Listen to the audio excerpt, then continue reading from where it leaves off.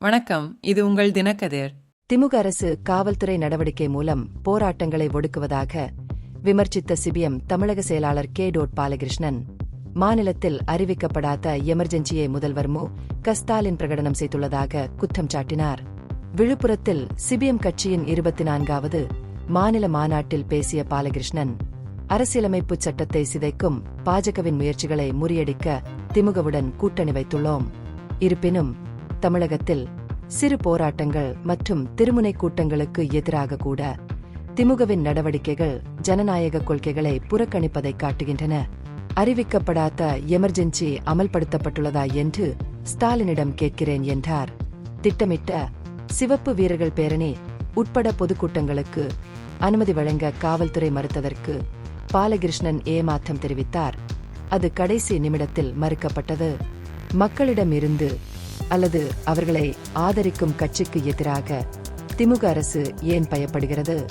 அமைதியான முறையில் போராட்டம் நடத்தும் உரிமையை மறுப்பது ஜனநாயகத்துக்கு எதிரானது. எதிர்க்கட்சிகள் உட்பட அரசியல் அமைப்புகளை தங்கள் கவலைகளுக்கு குரல் கொடுக்க அனுமதிப்பதன் மூலம் ஜனநாயகத்தை நிலைநிறுத்துமாறு மாநில அரசை நான் கேட்டுக்கொள்கிறேன் என்று அவர் மேலும் கூறினார்.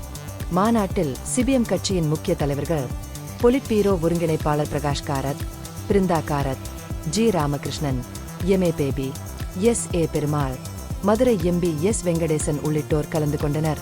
முதல் நாளில் மத்திய அரசால் ஆதரிக்கப்படும் மதவாத சக்திகளிடமிருந்து வழிபாட்டு தலங்களை பாதுகாக்க மாநில அரசு சட்டமன்ற மசோதாவை நிறைவேற்ற வேண்டும் என்று கோரும் தீர்மானம் மாநாட்டில் நிறைவேற்றப்பட்டது. மாநாட்டின் போது சிபிஎம் மேலும் பல கோரிக்கைகளை எழுப்பியது. பொருளாதாரத்தில் பின்தங்கிய குடும்பங்களுக்கு இலவச நிலப்பட்டாக்களை விநியோகித்தல், 2016 முதல் விதிக்கப்பட்ட வாடகை உயர்வை திரும்பப் பெறுதல், சிறு விவசாயிகள் மற்றும் வணிகங்களை வெளியேற்றுதல் அல்லது அதிக வாடகையிலிருந்து பாதுகாத்தல் ஆகியவை இதில் அடங்கும்.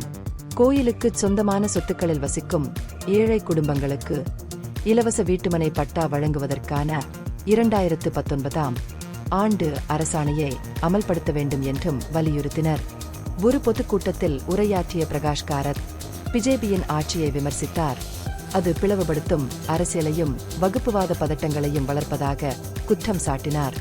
அதே நேரத்தில் ஒரு சில பணக்கார வணிக குடும்பங்களின் நலன்களுக்கு முன்னுரிமை அளித்தார். நாட்டின் செல்வம் பெருகிய முறையில் 5 பெரிய வணிக குழுக்களின் கைகளில் குவிந்துள்ளது. அம்பானிகள், அதானிகள், பிர்லாக்கள், டாடாக்கள் மற்றும் மிட்டல்கள்.